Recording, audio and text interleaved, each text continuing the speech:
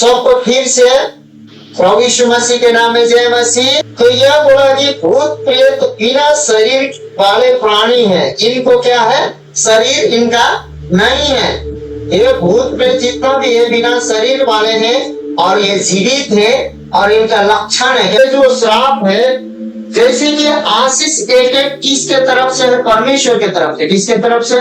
परमेश्वर की तरफ से। श्राप एक एक है मनुष्य और शरीर के तरफ से है, और मनुष्य और शरीर के तरफ से जो आया हुआ श्राप जो है वो शैतान कब्जा कर लेता है। क्या कर लेता है? शैतान। और वो श्राप का आगे वो जैसे कि तो कुष्ठ कल्पेगा, भूखे मरतो, और क्या बोलते हैं, हम जैसे जैसे कर रहे हैं ऐसे ऐसे तुम्हारे जीवन में होगा बोलकर ज्यादा से ज्यादा श्राप और सबसे ज्यादा एकदम हत्या, दूसरों को मारना, अपने घर का अपना स्वार्थ मतलब भी बहुत से ऐसे लोग हैं और उसके द्वारा बहुत से काम बिगड़ चुका है और उसमें शैतान काम कर रहा है। क्या कर रहा है?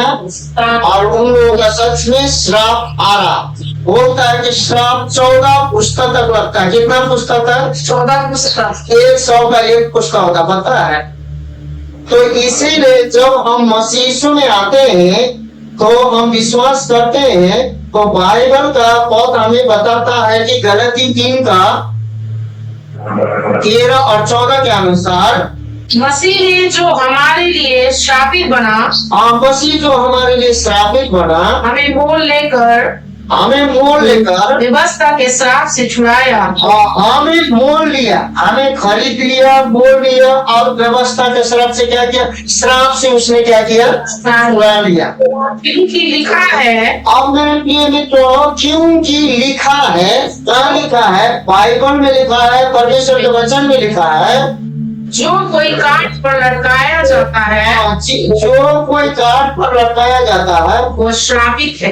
यीशु मसीह ने वो जिस दिन मैंने विश्वास किया, हमारा श्राप हमारा तपस्या से, हमारा प्रार्थना से, हमारा नाइट प्रेयर करने से, एकदम हम जय जयकार करने से नहीं, लेकिन यीशु मसीह जो काट पे टंगा, उस दिन जो हमने विश्वास किया, क्या किया? विश्वास किया। काट में टांगते हुए आप लोगों ने पिक्चर में देखा होगा, सचमुच में देखे हैं? पिक्चर में बाकी लोगों ने दिखाई, देखिए यीशु को ऐसे काट में टांगा, जो बाइबल का अनुसार बनाया, वो भी एक्टर लोग टांग के दिखाए कि रंग के भूत लगा के कि आप लोग विश्वास करें। एक्टर लोगों को आपने देखा, यीशु मसीह को नहीं देखा। लेकिन बाइबल के अनुसार जो यीशु मसीह जो श्रापित हुआ, उस दिन हम विश्वास करते, तो खकड़ो क्या क्या क्या करके दादी माँ ने जो अनपढ़ पूरा पुराने जितना भी जो श्रापते हैं, ज्यादा लोग हम देखे हैं कि श्राप में वो सारा अनपढ़ के गाँव के लोग होते हैं, और पिता भी देखे हैं कि श्राप में मतलब ये छोटे मोटे जातियां होते हैं। हमने देवर वाले लोगों को श्रापते हुए नहीं देखा, क्योंकि उनके पास ज्ञान पढ़ाई लिखाई सब कुछ तो होता है ना, उनको श्रापने की जरूरत नहीं, उनको गाली देने की जरूरत नहीं है। और इसी प्रकार से उनका श्राप जो है लग जाता है। क्या हो जाता है? लेकिन सुनिए, खुशी की बात है, हालेलुया, परमेश्वर को महिमा हो, आमीन। यीशु मसीह, जिस दिन हम ये विश्वास करते हैं कि यीशु मसीह वो हमारे पापों के लिए, अपराधों के लिए जो काट में टांगा जाता था, वो पापी लोगों को, श्रापित लोगों को टांगा जाता था, और हमारे श्राप को लेकर यीशु मसीह टांगे होंगे। जिस दिन विश्वास करते हैं, हमारा श्राप का बंधन टूट जाता है। हालेलुया। फिर बात रही आपको विश्वास न होने के कारण आपको परिस्थिति, परीक्षा, नाना प्रकार का खमन, नाना प्रकार का अंतर, नाना प्रकार का बीमारी, नाना प्रकार का दुख, नाना प्रकार का पीड़ा, आप अपने आप को बचाने से पहले लोग को बचाने लगते हैं, उसी में घटना में क्या हो जाते हैं? गिर जाते हैं। यीशु मसीह कहता है, तुम उद्धार पाए हो, तुम पहले खुद को बचाओ। किसको बचाओ? तो 14 में क्या कहता है? ये क्यों हुआ? 14 पद में यह इसलिए हुआ कि अब्राहम की आशीष, अब यह इसलिए हुआ, परमेश्वर ने सबसे पहला कोई व्यक्ति नहीं मिला, तो एक मूर्ति बनाने वाला अब्राहम को परमेश्वर ने चुना और उसको बुलाया, तो प्रतिज्ञा किया। प्रतिज्ञा भी पता है कैसे किया? परमेश्वर ने पृथ्वी में देखा कि हम कसम खाते हैं ना, जो जैसे कि अभी ज्यादा पहले हम लोग जो मसीह को नहीं जानते थे, मसीह पर विश्वास नहीं करते थे, तो क्रिया, बाबू क्रिया, नानी क्रिया, दादी क्रिया, वो क्रिया, वो क्रिया, वो क्रिया करते थे कि नहीं?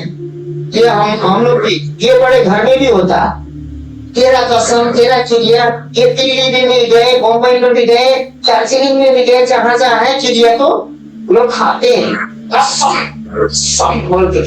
उसी प्रकार परमेश्वर कसम खाने के लिए पृथ्वी में कोई नहीं मिला, तो बोलता है, हे अब्राहम, मैं अपना शपथ खाकर तुझे कहता हूँ और प्रतिज्ञा करता हूँ, मैं तेरा परमेश्वर यहोवा बनूंगा और तुझे मैं आशीष दूंगा और तुझसे मैं बालों के किनके के समान सारे संसार में तेरा संतान को फैलाऊंगा। हालेलुया। और वो अब्राहम के आशीष को, प्रतिज्ञा को पूरा करने के लिए यीशु मसीह काट में आज मैं धर्मी होकर, मैं बहुत सुथर होकर, मैंने बहुत कामना करके, मुझे अपने शारीरिक अभिलाषा रोककर, प्राण की इच्छा रोककर, से शुद्ध होकर नहीं कमाया किसने। हालेलुया। ये हमें परमेश्वर का इच्छा के अनुसार मिला। वो है कि उस वचन का यह इसलिए हुआ कि अब्राहम की आशीष मसीह यीशु में अन्य जातियों तक पहुँचे। हम लोग कौन लोग हैं? ये यीशु मसीह के द्वारा ये अन्य जाति तक पहुंचा है, यीशु मसीह का बलिदान के द्वारा। किसके द्वारा? यीशु मसीह का बलिदान के द्वारा। यह इसीलिए हुआ कि अब्राहम की आशीष मसीह यीशु में अन्य जाति तक पहुँचे। मसीह यीशु में अन्य जाति तक पहुँचे। हम विश्वास के द्वारा उस आत्मा को प्राप्त करें जिसकी प्रतिज्ञा हुई है। यीशु मसीह ने उस स्वर्गीय आत्मा को अब्राहम से जो प्रतिज्ञा किया था उसको पूरा करने के लिए हमें यहाँ लाया। ये परमेश्वर की आत्मा, किसकी आत्मा है?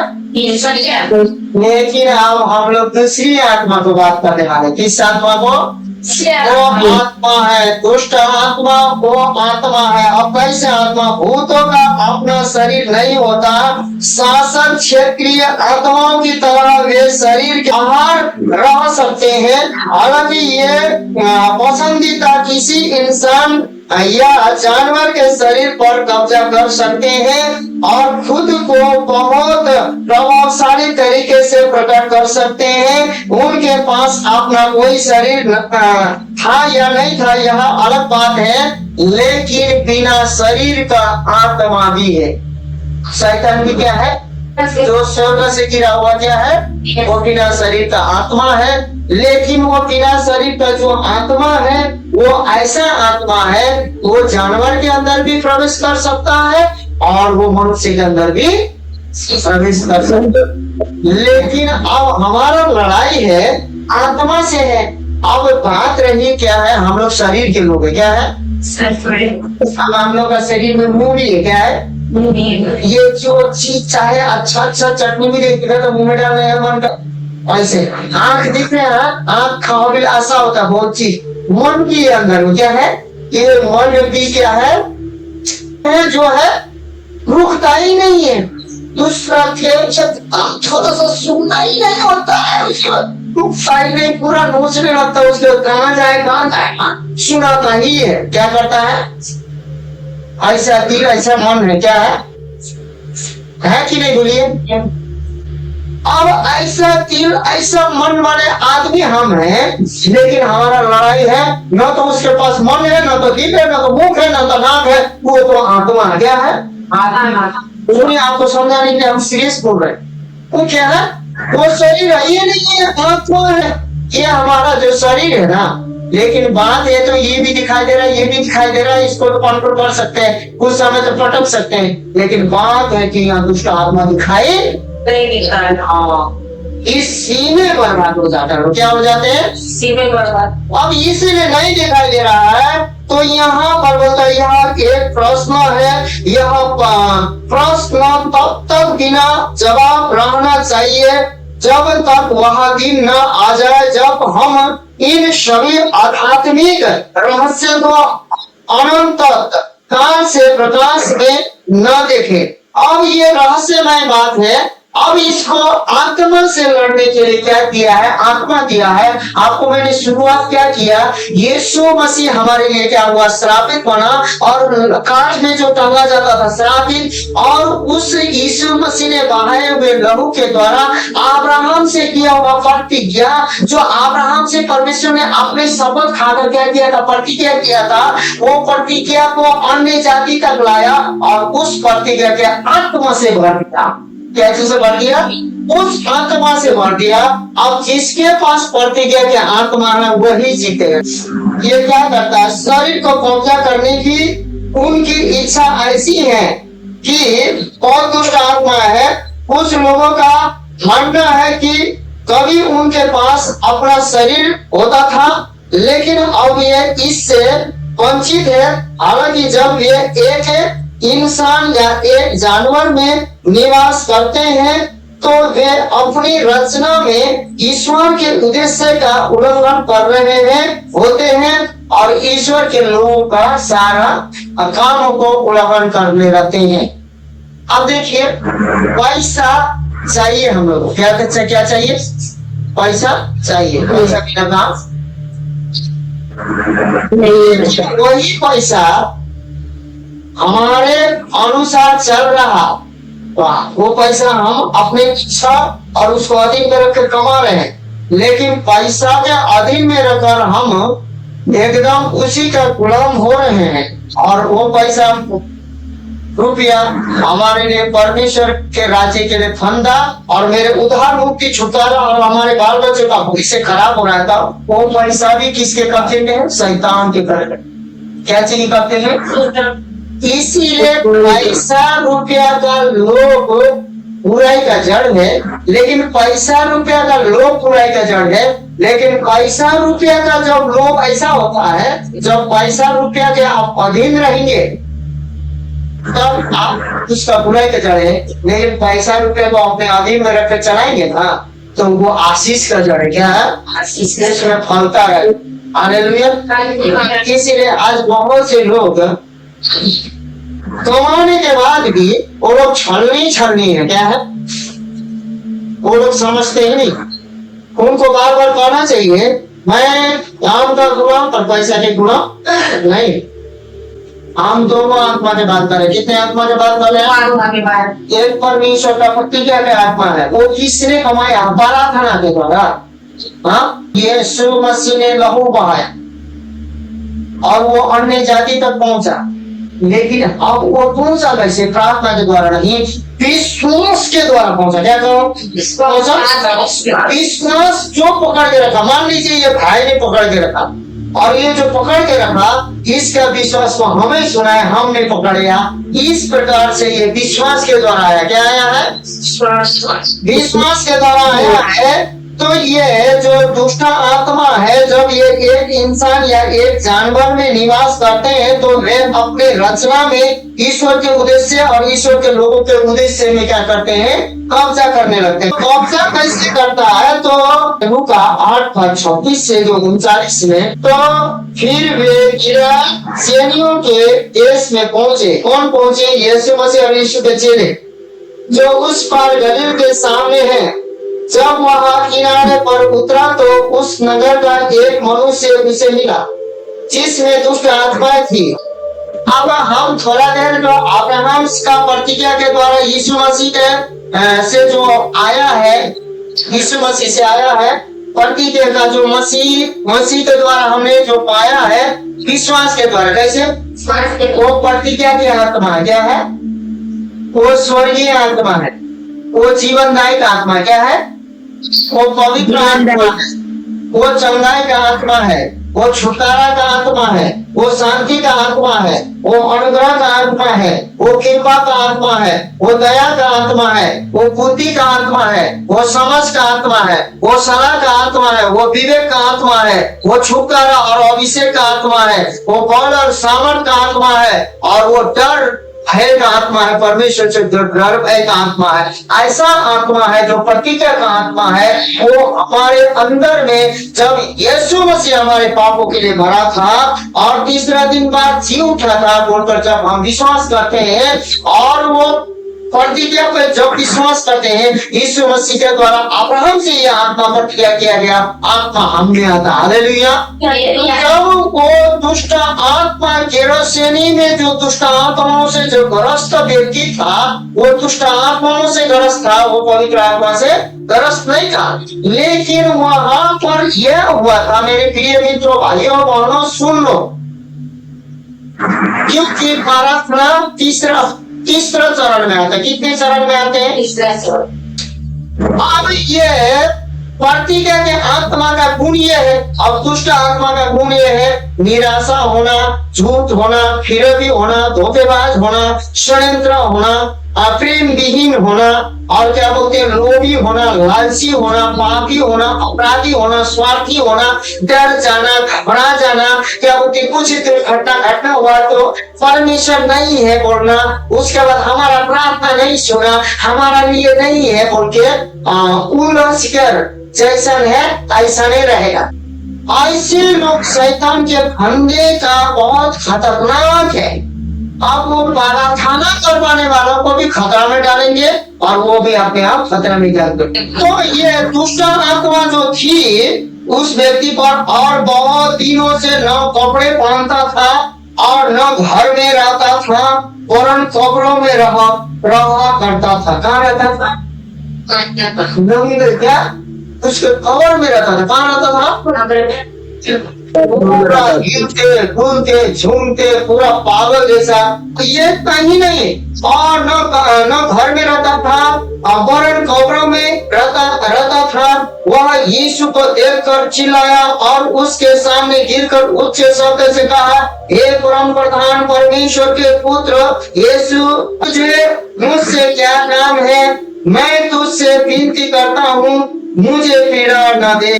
क्यों हुआ? तो प्रेम का 38 कहता है, नासरत यीशु को परमेश्वर पिता ने पवित्र आत्मा और सामर्थ्य से अभिषेक किया था। वही प्रतिज्ञा गया आत्मा जो यीशु मसीह मृत्यु में से जी उठा और स्वर्ग की गया और पिता से विनती करके यीशु में जो आत्मा था वो हम पर भेजा है, हम पर है।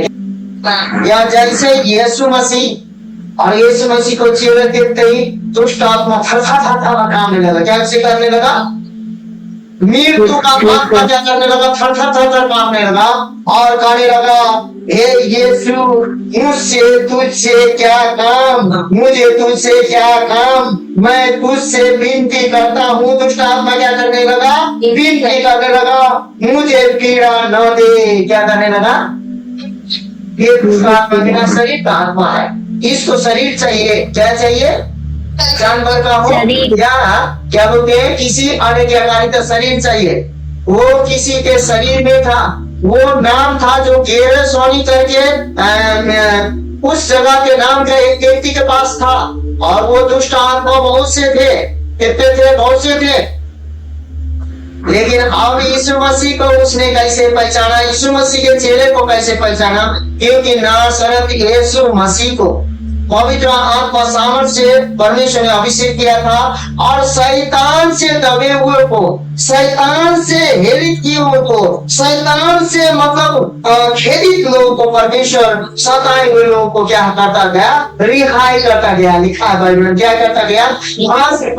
आज यीशु मसीह के चेले उतने आनंद उठाते थे यीशु मसीह के साथ में रहकर, क्योंकि यही यीशु के पास पवित्र आत्मा था, प्रतिज्ञा की आत्मा था। आज परमेश्वर का वचन कहता है, ध्यान से सुनो मेरे प्रिय मित्रों भाइयों बहनों, आज एक के पास जो विश्वास किए हैं, जो प्रभु खोज लेते हैं, जो एक जो नया जन्म पाए हैं, जो अपने भाषा बोलते हैं, हम लोगों के सबके अंदर में पवित्र आत्मा है। हालेलुया। उस समय जब यीशु मात्र यीशु के पास पवित्र आत्मा था। जिन लोगों ने पवित्र आत्मा नहीं पाया था, लेकिन हम लोग विश्वास करने वालों को उस प्रतिज्ञा के आत्मा एक के पास है। इसलिए सुनिए, नाइट प्रेयर प्रार्थना और क्या बोलते हैं, दुख दूर करने के लिए नहीं, नाइट प्रेयर उस सामर्थ को, उस शक्ति को, उस पवित्र आत्मा को, प्रतिज्ञा के आत्मा को पाने के लिए, जो मृत्यु के आत्माओं को, शैतान के आत्माओं को और क्या बोलते हैं, पाप के आत्मा को, हम उस पर खड़े होकर भजन से क्या कहते, तेरे अनुसार तू अजगर को और जमानसियों को रौंदेगा और तू सांपों को और बिच्छुओं को रौंदेगा और हर एक रेंगने वाले चीजों को तू रौंदेगा। अब सुनिए, प्रार्थना इलाज नहीं है, लेकिन क्या इलाज है? आप सुनिए, मुझे तुझसे क्या काम, मैं तुझसे विनती करता हूँ कि मुझे पीड़ा न दे। जो किसी के पास पवित्र आत्मा से भरा हुआ व्यक्ति रहता है, वो शैतान उसको देख पीड़ित होता है, क्योंकि वह उस अशुद्ध आत्मा को उस मनुष्य में से निकलने की आज्ञा दे रहा था, इसलिए कि वह उस पर बार भ्रष्ट आत्माएं होता था। और यद्यपि लोग उसे जंजीरों से और बेड़ियों से बांधते थे, तो भी वह बंधनों को तोड़ डालता था, जंजीरों को भी तोड़ता था, बेड़ियों को भी तोड़ता था। और दुष्ट आत्मा उसे जंगल में हवाएं फिरती थी, रात भर दौड़ाता था कंट्रोल करके। यीशु ने उससे पूछा, तेरा क्या नाम है? उसने कहा, सेना, क्योंकि बहुत दुष्ट आत्माएं उसमें समा गई थी। उसके बाद में और उन्होंने उससे विनती की। तो किसने? यीशु से विनती की दुष्ट आत्मा ने। यीशु ने उसको जब आज्ञा दी, तो हमें अथाह गड्ढे में, मतलब नरक में जाने की आज्ञा न दे। वहाँ पहाड़ पर सुअरों का एक बड़ा झुंड चल रहा था, अतः उन्होंने उनसे विनती की, हमें उनमें जाने दे। आप सुनिए, यहाँ पर बहुत बड़ा हमारा विश्वास का जो प्रतिज्ञा का आत्मा का, समझ का आत्मा का, सलाह का आत्मा का, ज्ञान और बुद्धि का आत्मा का और परमेश्वर का सामर्थ्य प्रतिज्ञा का आत्मा का एक बहुत बड़ा रहस्य है। इसको आप दिल थाम के सुनिए और प्रार्थना विनती मन में करते हुए सुनिए। ये वचन आपके हृदय में रखें। अब आप परिस्थिति को, शैतान को, दुष्ट को आप कहाँ रखने चाहते हैं, वहीं रख सकते हैं। अब यहाँ पर किसी प्रकार का नजर नहीं आया दुष्ट आत्माओं, बस सीधे सुअरे थे वहां पर। क्या थे? और आदमी के पास तो अब यीशु जाने नहीं देता, क्योंकि आदमी के पास से निकल रहा, तो उन्होंने स्वर के पास जाने का, लेकिन यीशु ने नहीं माना, उसने नरक। अब नरक में शैतान क्यों नहीं जाने चाहता है? नरक में शैतान जाने के बाद नरक में सबसे बड़ा सरदार रहता है। शैतान को समय देकर जगह जगह में ठहराया गया है, क्षेत्र में ठहराया गया है, उस घर में ठहराया गया। तुम इतना सावधाना, वहां इतना लाश निकालना, इतनों को पागल बनाना, इतनों को दौड़ाना, इतनों को कैंसर देना, इतनों को टीबी देना, इतनों को डायबिटीज देना, इतनों को गठिया देना, इतनों को बात देना, इतनों को खुजली देना, इतनों को बवासीर देना, इतनों को साइनस का देना, इतनों को किडनी देना, इतनों को चक्कर आने वाला बीमारी देना, इतनों को उल्टी देना, इतनों को पायखाना, नाना प्रकार का जितना भी बीमारी है, झाड़ा, टाइफाइड, बुखार, मलेरिया, कैसे कैसे देना है, सबको जिम्मेवारी दिया। क्या दिया है? अब सुनने में आता है, टीवी समाचार में आप लोग देखे, 10 साल पहले तो ऐसे नहीं था, लेकिन 10 साल से हम लोग सुन रहे हैं कि क्या बोलते हैं, हम लोग गाय के मूत्र पी कर और गोबर खाकर 136 बीमारी को चंगा कर रहे हैं। लेकिन बाइबल कहता है यशायाह 53 के 5 में, यीशु मसीह के कोड़ा खाने के द्वारा उसने 39 कोड़ा खाया, उसने हमें चंगाई पहले ही दे दिया, लेकिन विश्वास करने वालों को दिया। किसको दिया? विश्वास करने वालों को दिया। अब यहाँ आप तो दुष्ट शैतान को नरक में भी भेज सकते हैं, आप दुष्ट शैतान को अपने इलाका से भी खदेड़ सकते हैं, दुष्ट शैतान को अपने घर से भी निकाल सकते हैं, परिवार से भी निकाल सकते हैं, जीवन से भी निकाल सकते हैं। ये निकालना नहीं निकालना, निकल गया कि नहीं निकल गया, ये आपके विवेक पर निर्भर करता है। परिस्थिति को बदलना या नहीं बदलना क्या करता है? विवेक पर निर्भर करता है। इसलिए यहाँ कहा अतः उसने उन्हें जाने दिया, सुअर के पास जाने के लिए मतलब विनती किया यीशु मसीह से, वो दुष्ट आत्माओं उस व्यक्ति से निकल के जाने के लिए। तब दुष्ट आत्मा उस मनुष्य से निकलकर सुअरों में समा गई और वह झुंड करा के पर्स के जो पहाड़ है छटपटा कर झील में जो सागर में नदी में जाकर गिरा और डूब मरा। चरवाहे यह जो हुआ था देखकर आगे और नगर में और गांवों में जाकर उसका समाचार कहा कि हमारे जो सुअर है ऐसा ऐसा हुआ, वो दुष्ट आत्मा लगा हुआ, सालों से वो दूसरों को परेशान करता था, उसमें से सुअर आके सब मिलके मर के गिर गए बोल के लोगों ने हल्ला खुला करने लगा। चरवाहे जाके जो सुअर चराते थे और लोग यह जो हुआ था उसको देखने को निकले और यीशु के पास आकर जिस मनुष्य से दुष्ट आत्माएं निकली थी उसे यीशु के पांवों के पास कपड़े पहने और सचेत बैठे हुए पाकर डर गए, क्योंकि पहले नंगे घूमता था, जंगल जंगल घूमता था, बेड़ियों से जकड़े थे, जंजीरों से जकड़े हुए थे, बेड़ी से जकड़े हुए थे, उसको नंगा दौड़ता था। लेकिन अब सजीव है, क्या है, अब क्या पहना है, वस्त्र भी पहना है, क्या है, वस्त्र भी पहना है, सजीव है और किसके पास बैठा है, अभी हम जब यीशु के पास ये सारे परिस्थिति से विश्वास के ढाल लेकर, किसके ढाल लेकर, विश्वास का ढाल लेकर, सुनो शैतान दुष्ट आत्मा तुम्हें अग्निबाण छोड़ता, क्या छोड़ता है, इसीलिए तुम सब चीज हथियार को धारण करके क्या लेना, विश्वास का ढाल लेना, क्या लेना, जब विश्वास का ढाल इसलिए लेना कि शैतान का सारा अग्निबाणों का तुम क्या कर सको, बुता सको, क्या कर सको, रोक सको, क्या कर सको।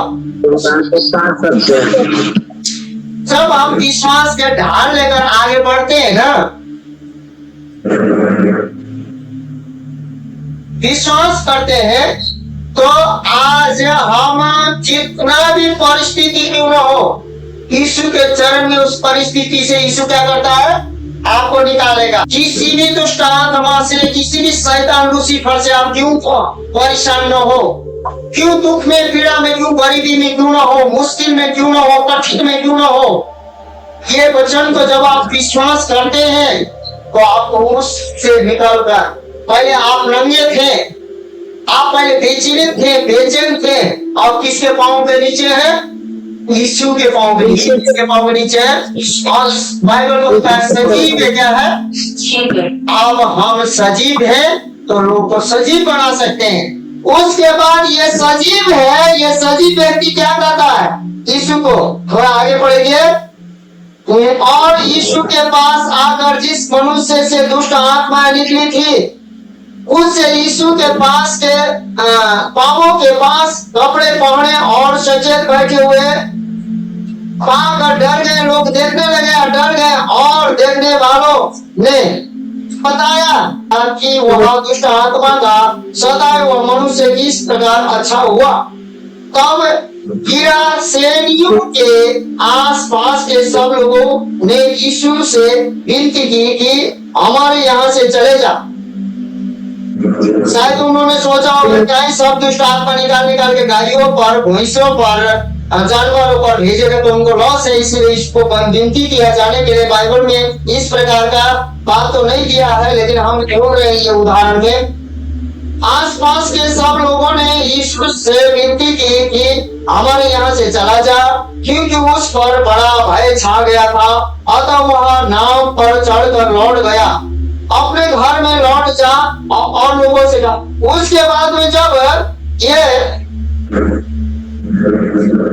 दुष्ट आत्मा लगा हुआ व्यक्ति यीशु के पास जाने चाहता था, किसके पास जाने चाहता था, तो यीशु ने बोला तू मेरे पास नहीं, तू अपने घर को लौट जा, कहाँ लौट जा। उसके बाद अपने घर को लौट जा, चला जा, क्योंकि उन पर बड़ा भय छा गया था। अतः वह परमेश्वर यीशु मसीह निकला और अपने घर में लौट जा और लोगों से कहा दे कि परमेश्वर ने तेरे लिए कैसे बड़े बड़े काम किए हैं।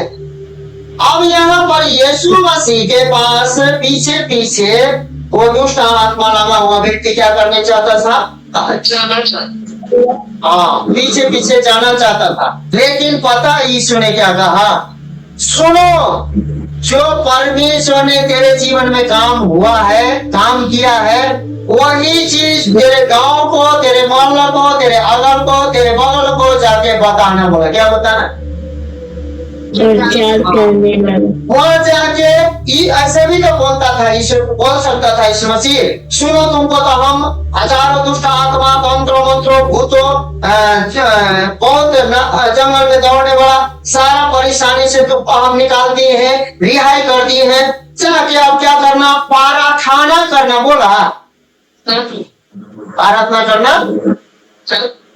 लेकिन उसको बोला जो काम तुम्हारे जीवन में हुआ है वो बताना। और मैं यह लिखा नहीं है, मैं ये विश्वास करता हूँ जितनों को उसने बताया होगा ना मेरे जीवन में ये काम हुआ है, क्योंकि वो बहुत सालों से वहाँ हल्ला मचा के बैठा था, एक बहुत तो बड़ा गवाही था। जितने लोगों ने विश्वास किया होगा ना, उनको प्रार्थना करने का जरूरत नहीं पड़ा। मैं ये विश्वास करता हूँ उनके जीवन में प्रार्थना करने की जरूरत नहीं पड़ा, वो विश्वास के द्वारा उनके जीवन में परिवर्तन आ गया। हालेलुया। इसलिए विश्वास सबसे बड़ा है।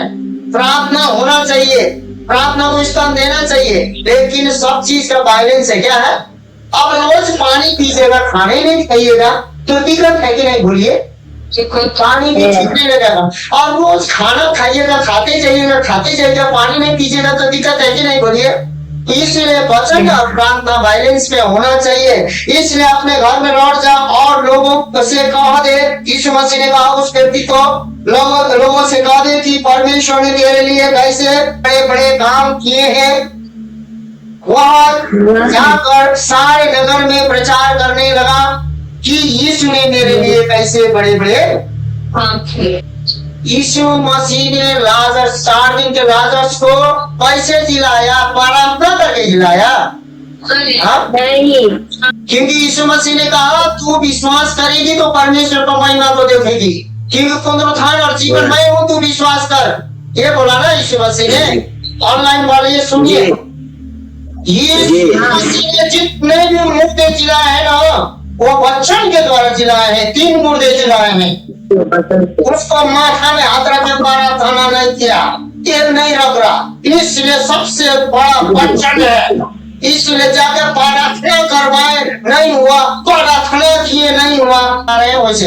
इसलिए मेरे प्रिय भाई बहन, वचन सबसे महत्वपूर्ण है। वचन के साथ साथ हमें क्या करना है? प्रार्थना भी करना है। आने वाले हैं जब, अब यहाँ पर बोलता है जब यह स्पष्ट हो गया कि यीशु ने युद्ध जीत लिया, यीशु मसीह ने युद्ध जीत लिया, तो हम भी वचन के द्वारा जीतेंगे।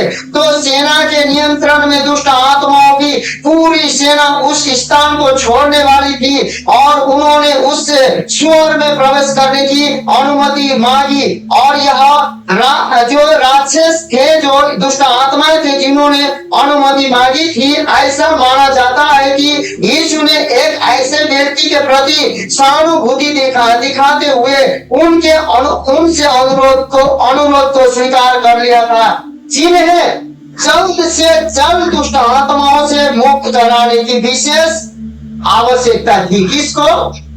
अब दुष्ट आत्मा का उस विनती को स्वीकार इसलिए यीशु मसीह ने किया कि उसको जल्दी से जल्दी क्या होना था? छुटकारा होना था। क्योंकि परमेश्वर, आप लोग चिंता करते हैं परमेश्वर का हमको कोई फिक्र नहीं होता, कोई चिंता नहीं होता, परमेश्वर हमको ध्यान नहीं देता, ये नहीं देता, वो नहीं देता।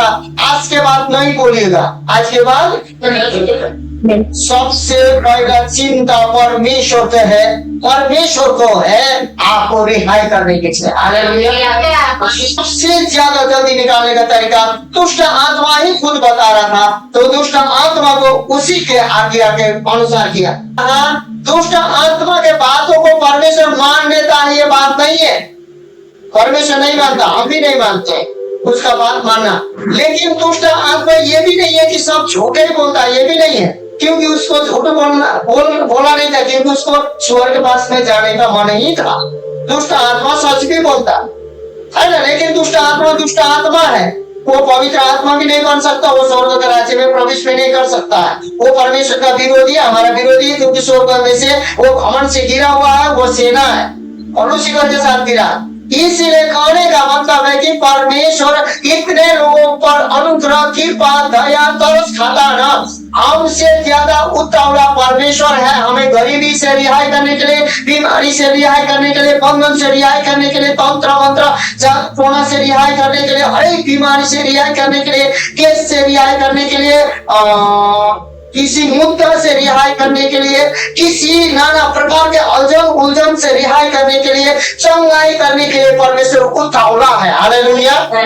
लेकिन जानते हैं आपका सोच, आपका विचार के द्वारा, जो आप शरीर में होकर जो सोच और विचार के द्वारा, जो पूर्वज पाप और परदादा के पापों के द्वारा और श्रापों के द्वारा आप और हम बंधे हुए हैं। अब बंधे इसलिए है कि हमें विश्वास नहीं है कि परमेश्वर यीशु जो श्रापित बना हमारे श्राप के लिए, और श्रापित इसलिए बना कि अब्राहम से किया हुआ प्रतिज्ञा जो मसीह यीशु के द्वारा अन्य जाति में जो पवित्र आत्मा का प्रतिज्ञा का आत्मा मुझ पर है बोल के आपको विश्वास नहीं है, इसीलिए आप दबे हैं, इसीलिए आप कमजोर हैं, इसीलिए दुर्बल हैं। लेकिन आज का डाइट प्रेयर कहता है, आज का वचन कहता है, आज का भविष्यवाणी है जो भी आप सुन रहे हैं, परमेश्वर काम करने के लिए, पूरे भारत में काम करने के लिए खुला है। लेकिन आप और आपको विश्वास करना होगा, आप खोल के। इसलिए जल्द से जल्द दुष्ट आत्माओं से मुक्त कराने की विशेष आवश्यकता थी। ऐसा नहीं लगता कि भूतों को उम्मीद थी कि स्वर एक अल्पकालीन भर होंगे, क्योंकि जैसे ही दुष्ट आत्मा सुअरों में से प्रवेश कर गए, वह एक खड़ी चट्टान से गलील सागर में गिर गया और डूब गया। दुष्ट आत्मा को यह भी पता नहीं था कि सुअर हम लोग क्षण भर का वो होता है। ये महत्वपूर्ण क्यों है? क्योंकि दुष्ट आत्मा को उतना समझ में नहीं आता है। हमारे पास जो आत्मा है असीमित है, जो प्रतिज्ञा का आत्मा असीमित है, दुष्ट आत्मा सीमित है। वो कहाँ जाके कहाँ गिरेगा, क्या होगा उसको कुछ पता नहीं है, लेकिन उसको कंट्रोल करने से मतलब है। उसको 10 दिन चले, 5 दिन चले, 1 दिन चले, 2 मिनट चले, उससे मतलब नहीं है। लेकिन हमारा प्रतिज्ञा का आत्मा का अमर है। हालेलुया। तो जब लोग मरते हैं, भूत नहीं मरते, लोग मरते हैं, ये भूत नहीं मरते। जैसे कि एक वो सुअर मरा लेकिन भूत नहीं मरे। अब इसके बाद में यीशु मसीह का और कहा गया दुष्ट आत्मा का चर्चा नहीं, लेकिन कोई व्यक्ति दुष्ट आत्मा से यदि डिप्रेशन से यदि बेमत मरता है तो वो क्या बोलते हैं, आदमी मरता है लेकिन दुष्ट आत्मा नहीं मरता। अब वो दुष्ट आत्मा शरीर खोजता। इससे पहले भाग वाला में आपको मैंने वचन भेजा, वो जो पहला भाग में दुष्ट आत्मा जीवित है और उसका चरित्र और स्वभाव क्या क्या है बोल के लक्षण बोल के भेजा, वो सब्जेक्ट है। उसमें मैंने बोला था कि दुष्ट आत्मा एक व्यक्ति से निकल के जाता है और वो पूरा घूमता, जगह नहीं मिलता और साथ और दुष्ट आत्मा लेके आता है। अब वो क्यों आया, तो उसका घर खाली मिला।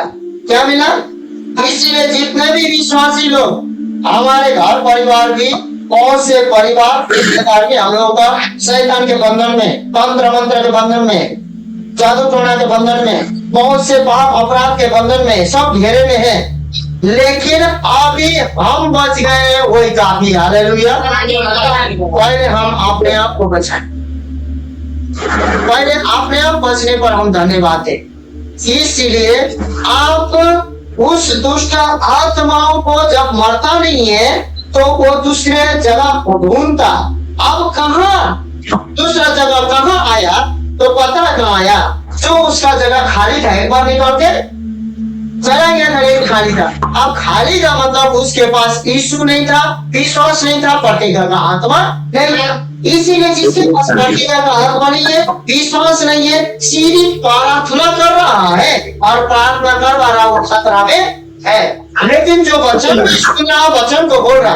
तो अब मुझे बताओ, यीशु मसीह ने हर एक जगह में जो भी किया, यीशु मसीह ने बस के पास आया, सुधारने का, अब मैं योग्य नहीं हूँ, तू मेरे घर आए, मैं योग्य नहीं हूँ, इसीलिए तू क्या कर दे,